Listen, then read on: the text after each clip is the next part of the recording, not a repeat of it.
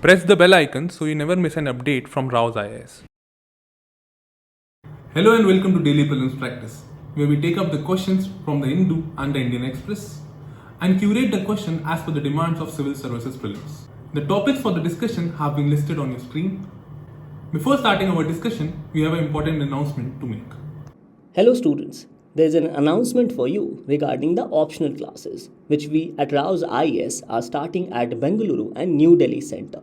The optional paper of Public Administration will be taken up by Anubhav Sharma sir at the Bengaluru campus on 26 September from 3:30 pm. For the history optional subject, orientation class at the Bengaluru campus will be taken up by Parampreet Singh sir on 27th of September from 3:30 pm.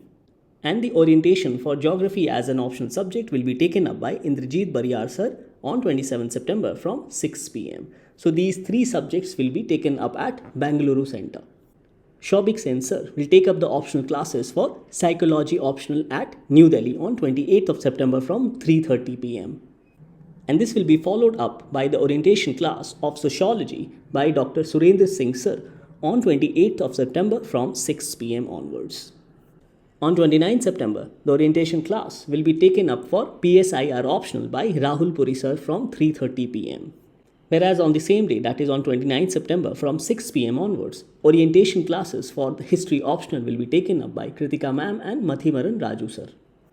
Next, on 30th of September, the orientation class for public administration will be taken up by Dr. V.K. Kaushik sir from 3:30 pm, which will be followed up by the orientation class for geography optional at New Delhi campus from 6 pm on 30th of September by Vineet Thaplu sir. Now these orientation classes will be conducted both online and also in the offline mode. And these classes you can interact with your teachers about the optional subjects, the nature of questions asked, and also the syllabus provided by UPSC. So, the first article has appeared on the page 8 of the Hindu under the editorial sections and talks about internal democracy in India. Now, a question can be framed on Election Commission of India with regards to the power and the functions. UPSC in 2017 has also asked a question on the Election Commission. So, the practice question says that consider the following statements regarding the Election Commission of India. Indian Constitution under Article 324 provides for Election Commission of India, which has been a multi-member body since its inception. Now, this statement is wrong, as Election Commission functioned as a single member body till 1989. It was in 1989 President appointed 2 more election commissioners to cope with the increased work of Election Commission.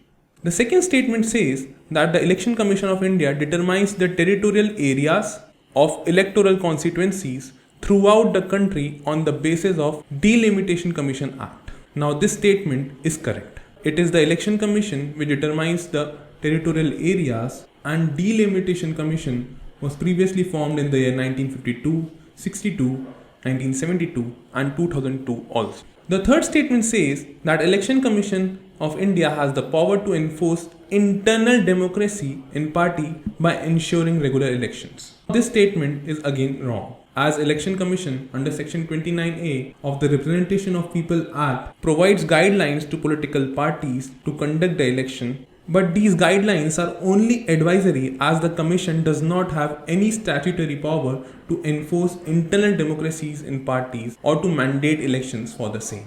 Now the fourth statement says that the Election Commission of India grants recognition to political parties, allots election symbols, and also acts as courts to settle disputes regarding the same. Now this statement is correct, as it is the Election Commission which grants the recognition to political parties, allocates election symbols, and also act as a court to settle disputes regarding the same. So the correct code for the answer will be option B. Moving on to the next article talks about the census in India. Now, questions related to the population and its categorization have been repeatedly asked by the UPSC, as it was seen in the year 2019 also. Under the practice question, the first statement says that the responsibility of conducting of decennial census rests with the Office of Registrar General and Census Commissioner under the Ministry of Statistics and Program Implementation. Now, this statement is wrong. Though the office is right, but the office falls under the Ministry of Home Affairs. The second statement says that the first synchronous census in India was held in the year of 1881. Now this statement is correct. The first synchronous census in India held in 1881 when W.C. Plodin was the Census Commissioner of India. However, the first non-synchronous census was conducted in India in 1872 during the reign of Governor General Lord Mayo. Now the difference between the synchronous and non-synchronous is also important. The synchronous here means that the census exercise happened across all the parts of India at the same time. Moving on to the third statement, it says that the subject of population census falls under the concurrent list. This statement is also wrong, as the population census is a union subject under Article 246 and is listed as entry 69 under the 7th schedule. So the correct pair will be option D, that is only second statement is correct. Moving on to the third article, it talks about the depreciating value of rupee when compared with the dollar. Now UPSC in 2021 has asked the question on similar line. The practice question says, which among the following is or are not the likely effects of rupee depreciation in India? Now the question has asked us not. We have to be very careful about the words. The first statement says that it will lead to increase in the rate of inflation.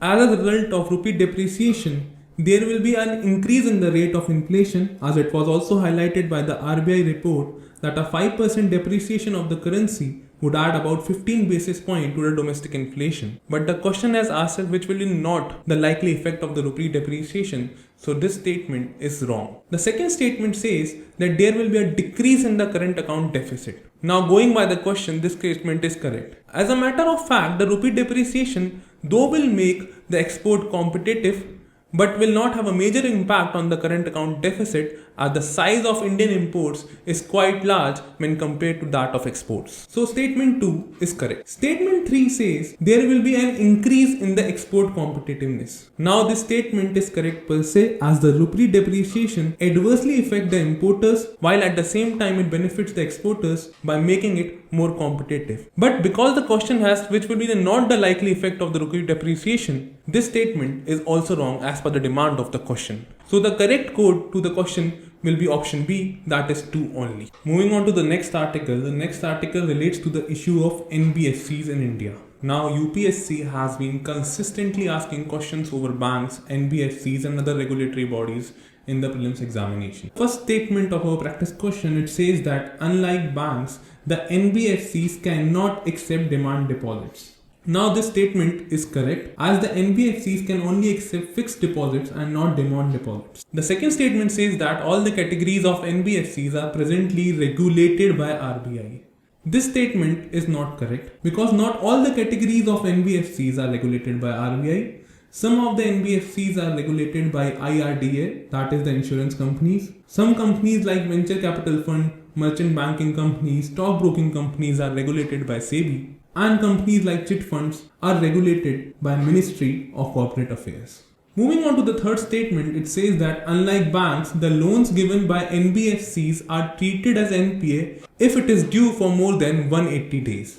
Now this statement is also wrong, as the RBI has prescribed a uniform overdue period of more than 90 days for classifications of loan as NPA. So the correct code to the question will be A, that is 1 only. Now moving to the next article, it talks about the rollout of 5G in India and the concerns raised by DGCA regarding the same.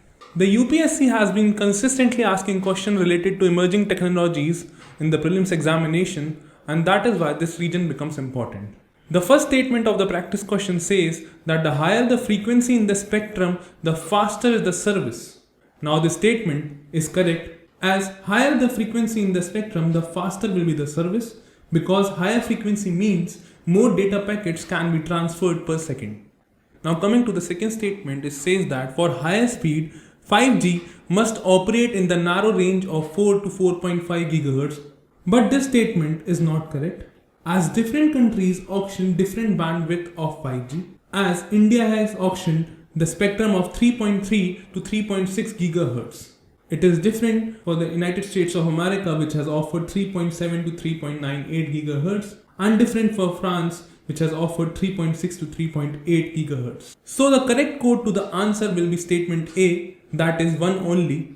and hence the correct option is option A. So coming to the next article, it talks about the UAPA Act as it has been imposed on several individuals related to PFI.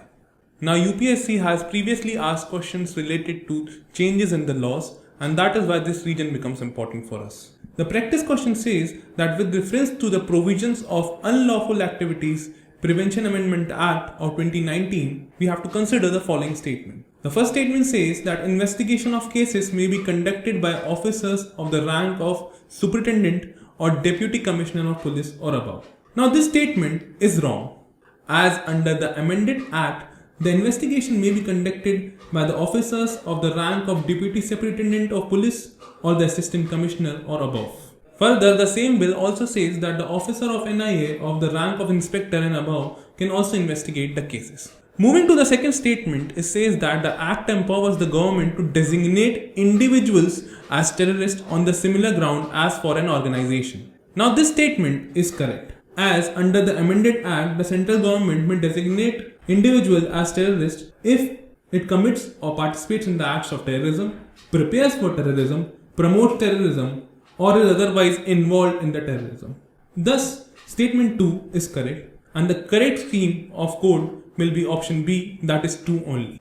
Now coming to the next article, it is the photo of the week which has Kerala's Malappuza Dam in it.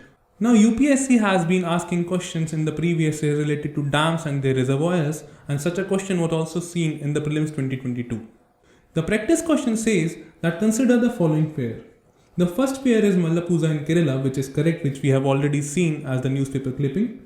The Malappuza Dam is located in the Palakkad district of Kerala and is built upon river Malappuza, which is a tributary of river Neela. The second option given is the Bhakra Dam in Himachal Pradesh. Now this is also correct, as Bhakra Dam is built on the Satluj river in Himachal Pradesh. The third option says the Nagarjuna Sagar in Odisha. Now this option is wrong, because Nagarjuna Sagar is built upon Krishna river and falls in the state of Telangana and Andhra Pradesh. The fourth option says the Amravati Dam in Telangana, which is also wrong, as Amravati Dam is built upon Amravati river and is located in the state of Tamil Nadu. So the correct code for the question will be 2 pairs only, that is option A. So that were the questions from today's newspaper. Stay tuned for more such updates.